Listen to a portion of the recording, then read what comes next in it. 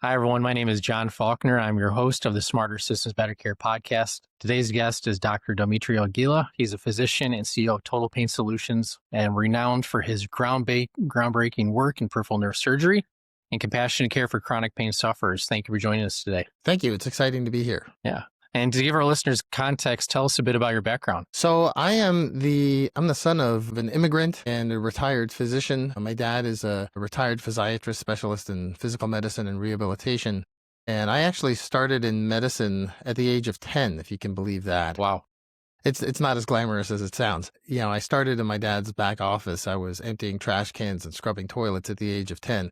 And by the time I graduated from high school, I'd done everything there was to do in a physician's office besides be the physician. At the age of 14, I was, my dad's billing manager. If you can imagine that, that's another story unto itself. Yeah, I was just saying. Yeah. And then eventually I went to medical school. I got into the combined BA/MD program at Boston University, which was, really a great privilege. And from there, I joined the Air Force my senior year in college.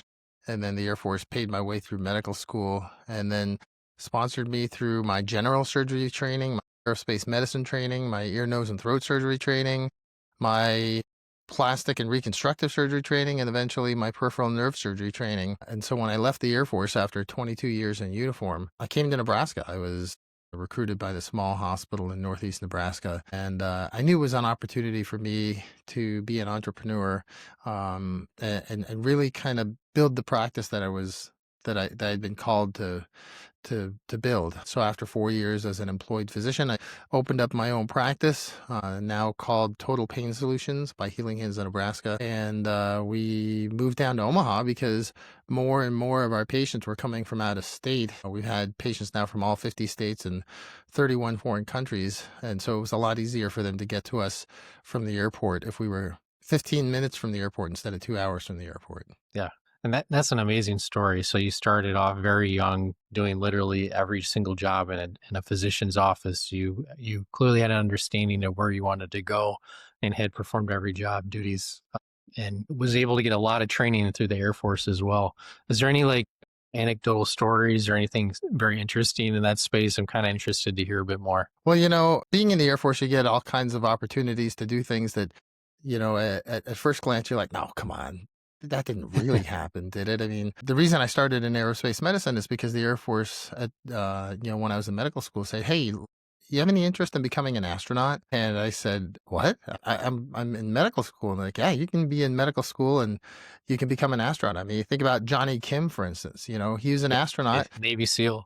Exactly, Navy SEAL, so similar, there's some parallels there in that track. Now, Johnny's younger than I am, so the Air Force was talking to me about this before they were talking to him, before the Navy was talking to him about that. But the opportunity existed, and so they said, well, go into aerospace medicine, fly high-performance jets, and that'll give you the best shot at getting into the astronaut program. And so I volunteered for a combat F-16 assignment. I was flying fighter jets part-time while practicing medicine, and that was so much fun. But then I realized two things. Number one, there have been more U.S. Olympic gold medalists than there have been American astronauts, and more U.S. presidents than there have been men on the moon. And then number two, I really missed the operating room. And so that was one of the early pivots in my career.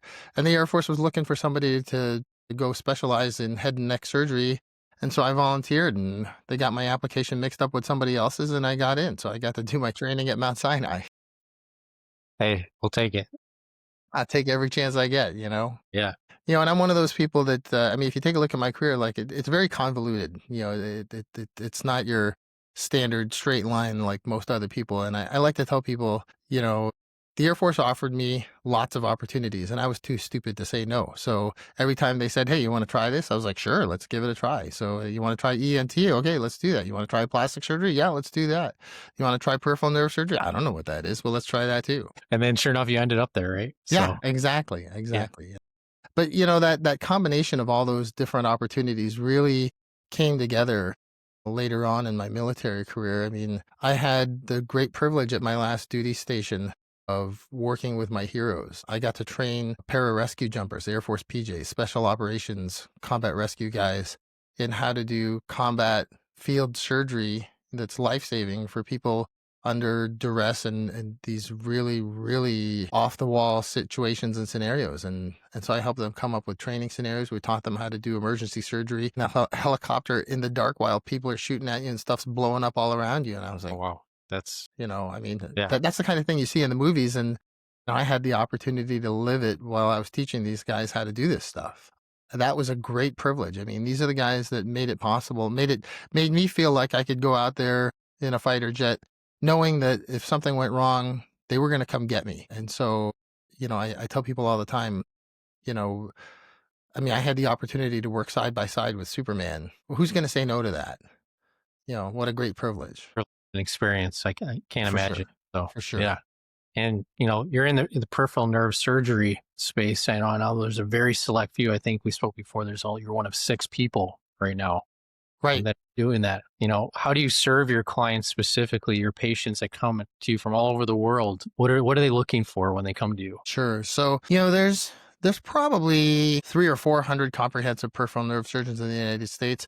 But of those of us who are peripheral nerve surgeons, there's a very small number of us, as you mentioned, maybe half a dozen, that whose practice is focused entirely or predominantly on the surgical management of pain. And the reason we have such a small group is because there's very few of us that have been taught to focus on that particular area. 50% of the patients that come to see me have post-herpetic neuralgia, which is chronic pain after shingles.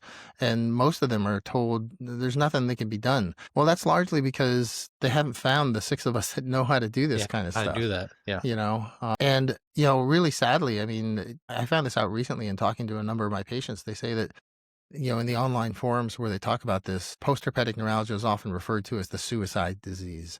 And, so I'm glad I didn't know that when I went into this field because, I mean, that's a lot of weight to carry. It yeah, it feels is. like a really huge responsibility to know that, some of these people, they come to me. And in the back of their mind, they're thinking, well, if this doesn't work, I'm going to go shoot myself in the head. And, sadly, we've had patients that have taken that path. Thankfully, not very many. There's one in particular that I can think of, who he just lost all hope. And that's one of the things that really drives me is, how can I help these people? Obviously, I don't address the mental health component of their problems on my own. I enlist the help of experts who really know how to help patients with a chronic pain. In particular, there's a team out of Rochester, New York, led by Dr. Donna Crayer, who are absolutely outstanding, and we partner with them to help as many patients as we can to take a multi-pronged, multidisciplinary approach to their pain, and it really makes a huge difference. Yeah, a multidisciplinary approach, it always is extremely helpful having those in your network that you can easily communicate with and refer to. I'm For sure. sure, for sure. Yeah. And when you're looking at, your particular role right now, leading total pain solutions, where do you spend most of your energy driving growth, or like what does a day to day look like for you? It's probably a better question. Well, that's a great question. So it really depends on which day of the week it is. So, for instance, yesterday I was at my outreach clinic in north central Nebraska, and I go out there twice a month. It's a beautiful community, some outstanding people, and the reason I have this unusual relationship with this critical access hospital is because when I opened up my own practice, they really believed in me. They took a chance on me and on my practice, and providing us a part-time home at a time when very few people had any interest in us. And they've been so supportive. I figured, you know what? I need to continue to say thanks and give back. And that's how we do that, by continuing to go out there. So they flew me out on a jet yesterday to come see patients for a day and do surgery. I did 3 surgeries there yesterday. And then so I do that twice a month. One day a week, I'm in the operating room. The other days of the week, I'm in the office seeing patients. And, sometimes those are telemedicine visits. Some of those are face-to-face visits. We do a lot of office-based procedures, whether it's surgery or whether it's diagnostic injections to help us figure out which nerves are the ones that are affected, so we know how to help those people. And then a big part of our practice actually is getting the word out about what we do. I mean, you would think that because there are, like take post-herpetic neuralgia as an example, there's 250,000 new cases in the United States each year. And there's half a dozen of us that do this kind of surgery to help patients with PHN. So you would think, our doors would be bursting with all of these patients. But the challenge we find is that getting the word to the right people, getting the message in front of the right faces and the right personalities is a pretty big challenge. There seems to be a glass ceiling. There's a certain point at which, we're helping everybody that knows about us. So how do we get more people to know about us so that we can help more people? And that's really the biggest challenge that we're facing right now is trying to get the word out to the physicians and the patients that there are options to help people with chronic pain, patients who everybody has been told that everybody is told that there's nothing that can be done. Just suck it up and deal with it. Yeah, that's sad to hear too. Is a lot of it sounds like needed must needed education to get people to you to learn about what you do and how you can help them for For sure. options. For sure. And then looking bigger picture, what's one shift in your industry that most leaders are not paying enough attention to right I think the biggest shift that people aren't paying attention to is the movement toward direct care, whether it's direct primary care or direct specialty care.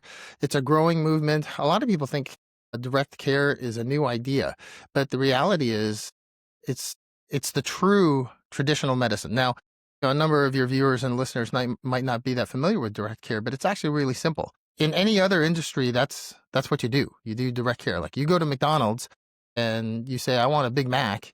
Well, then they tell you, okay, this is how much the Big Mac costs. And you give them the money, they give you the Big Mac, and boom, you got what you were looking for. You knew what it was going to cost beforehand, and no surprise bill 6 months later finding out that you're bankrupted, right? That's a direct transaction. It's very transparent and it's affordable. I mean, Big Macs aren't as affordable as they used to be, but you're not sitting there wondering, am I going to be able to afford this 6 months down the road? And a lot of people think that that model can't work. Well, guess what? For years all around the world, that was the way medicine was practiced. It's still practiced that way in the majority of countries, and in a growing number of pockets here in the United States, it's reviving.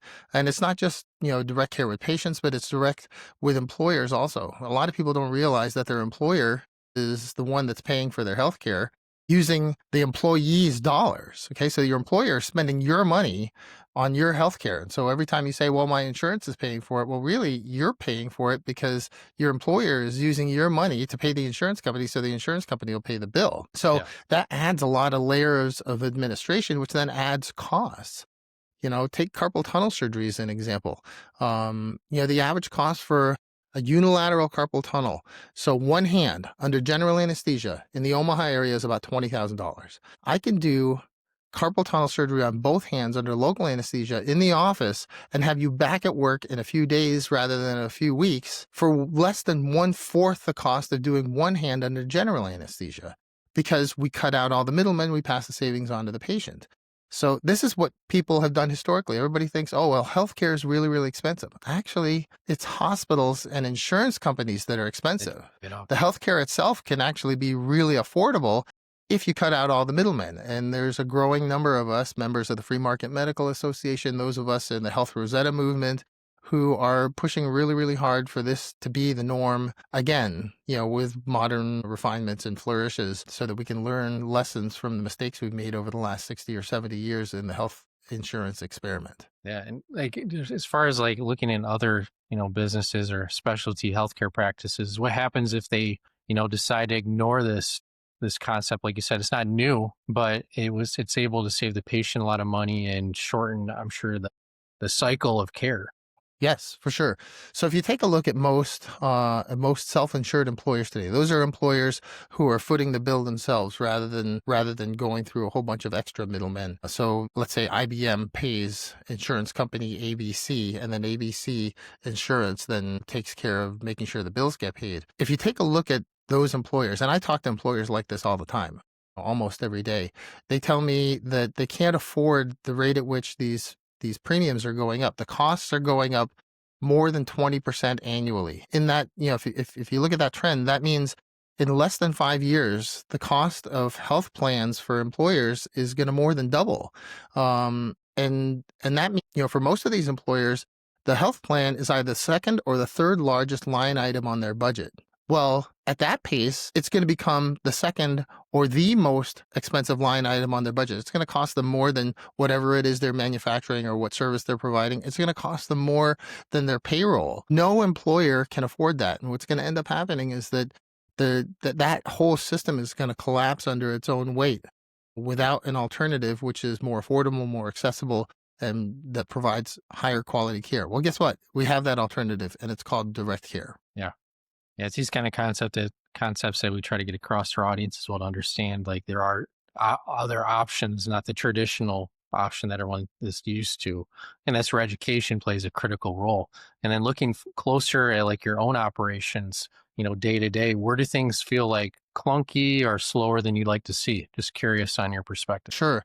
So in terms of things being clunky or slower, there's an element of human interaction which is always involved, right? And we don't want to get rid of that. I mean, that's one of the great triumphs of direct care is that you cut out all these middlemen so that you can have a direct interaction with your patient so the patient can tell you this is what's going on, and when you cut out all those intermediaries, the patient can actually spend more time with the doctor. So on average, an initial consultation between me and my patient is 2 hours long.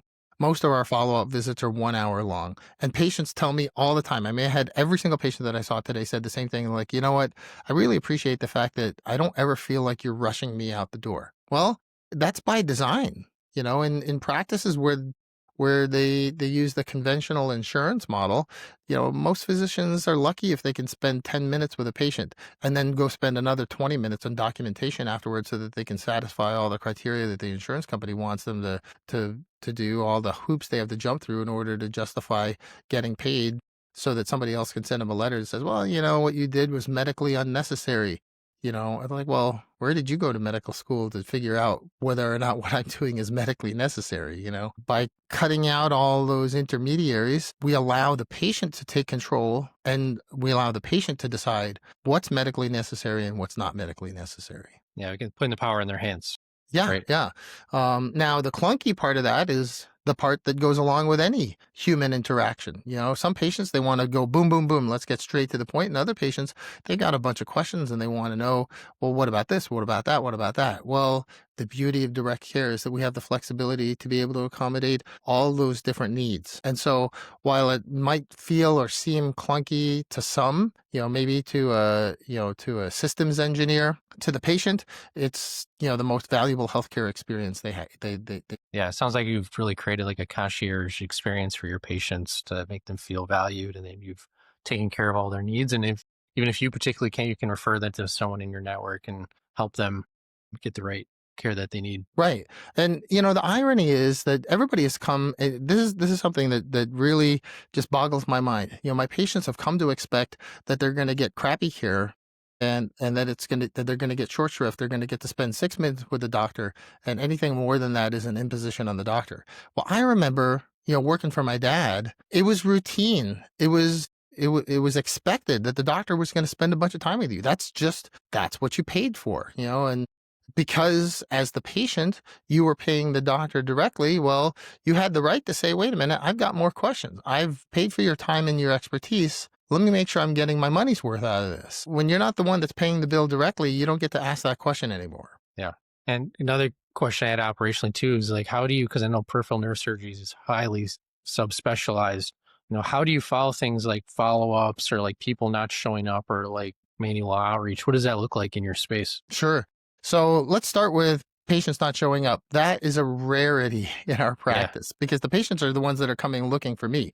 I It's not completely as get though somebody forced them into our office. They come begging for help. And so it is a rare individual who doesn't show up for their appointment. That's one of the beauties of my specialty is that the need and the demand is so high that the patient knows if they don't make it to their appointment, it might be 6 months before they're able to get in to see anybody after that. So they really value that. In terms of other aspects of patient flow, we spend a lot of time ensuring that the value that the patient gets out of the visit is very, very high. We want to make sure that number one, we have everything as prepared as we can before the patient shows up so that they don't feel like we're wasting their time or their money. And so we have mechanisms in place to screen our patients before they even show up at the office. We use a Google form, and it's a pretty extensive questionnaire. We like to tell our patients, consider it a free consultation because there's no sense in traveling halfway across the country because we're in Nebraska in the middle of the country. So pretty much anywhere you come from is halfway across the country,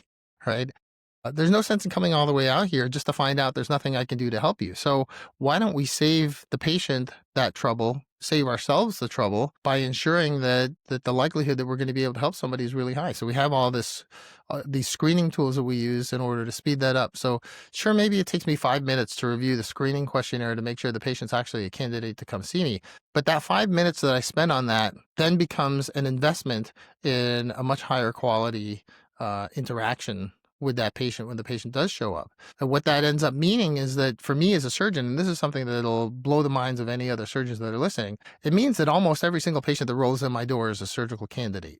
Not because I operate on every single person with a heartbeat, but because we've already determined beforehand with a high degree of certainty whether or not that patient is a candidate before they even show up.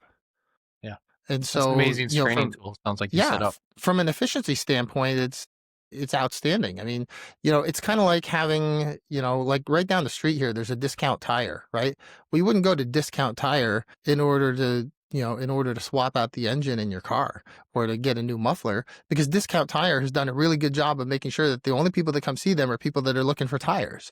Well, that's what we do, except instead of with tires, we do it with nerve-related pain. That's amazing. And, looking at, current results, more bottlenecks potentially, what's working really well right now in your practice that you would never want to lose? So the thing that works the best in our practice is the interaction we have with our patients. We really pride ourselves on great communication. And, if a patient decides they don't want to undergo surgery, no harm, no foul. My job isn't to twist the patient's arm and to tell them, this is what you're going to do. And I think some patients are really surprised by that when they come in. They're like, well, doc, I thought you were going to tell me what to do. I'm like, no, that is not my role. My role is to be your medical advisor. I give you information. I give you options. You tell me what you want to do with those options. And if you want to tell me to shove it, well, guess what? The option too. And I'm not going to take offense at that. Every once in a while, I have patients that come and say, doc, I want another opinion. Great. Here's the 5 people I trust that I would go to if I had your condition. Go talk to one of them, and they might agree with me. They might disagree with me. Either way, we're all going to benefit, because if they agree with me, well, then, okay, that's good confirmation that we were on the right track. If they disagree with me, well, then guess what? I get to learn something about that so that I can take better care of the next patient. But either way, we're benefiting the patient, we're benefiting the practice, we're benefiting everybody. And so I would say that's probably the one greatest thing that I love about our practice is that we develop relationships with our patients. Patients often tell me they feel like they're part of the family, and that's by design. We intend that to be the case, because this journey of treating and eliminating pain is long, it's hard, and it's frustrating. And a lot of patients need somebody to hold their hand. And we've put together a team here which is really, really good at that, to help them along this journey and give them the tools for success. Excellent. And, look at the opposite end too. What's been harder than expected despite all the effort that you put into it? So there are 2 things that I think pose the biggest challenges in the kind of practice that I have. Number one, which we talked about a little bit before, is getting the word out to the right people. We're busy. I mean, we're busy enough to keep the lights on, but considering how many potential patients there are out there, we should be so busy that I've got a 24-month wait list, and surgeons are pounding down my door asking, teach me how to do this so that I can help too. We haven't reached that point yet. And that's been a big challenge. That's a really big, difficulty we're trying to overcome. But the other challenge, and I think just about every surgeon out there can appreciate this. The other big challenge is the less than perfect outcomes. Nobody bats 1,000. Nobody gets perfect results 100% of the time. And every single time I have a patient who has results which are not what I wanted, there's a part of me which is tempted to beat myself up and say, man, what could I do better? What could I have done differently? Should I even be a surgeon? I hear Wendy's is hiring. I bet you I could flip burgers.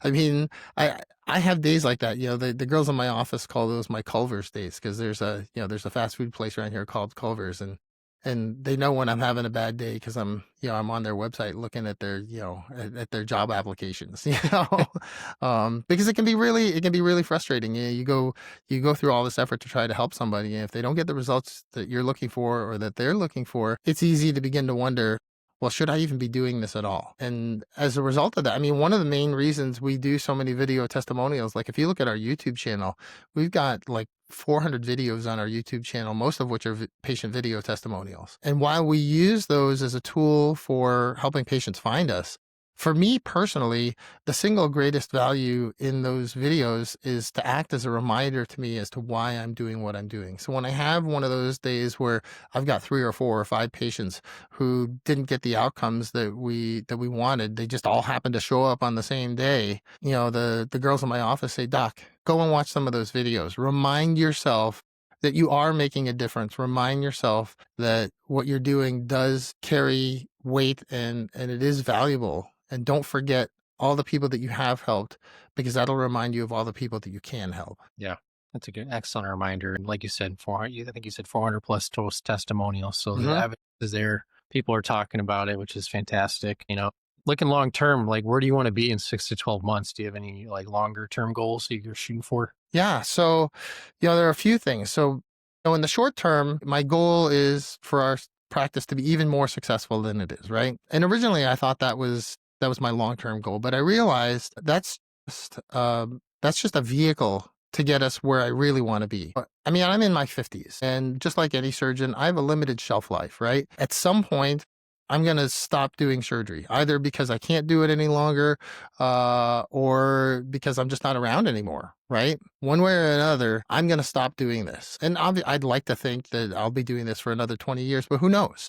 Right. And so it occurred to me, and my patients ask me all the time, well, why aren't you training up your replacement? One of my two long term goals is to raise up the next generation of peripheral nerve surgeons who are focused on surgical management of chronic pain. So with that in mind, we're working on a couple of my colleagues and I are working on a few research studies, particularly focused on post-herpetic neuralgia. If you take a look in the medical literature, I think there's only 4 or 5 total cases in the entire medical literature of surgical management of post-herpetic neuralgia.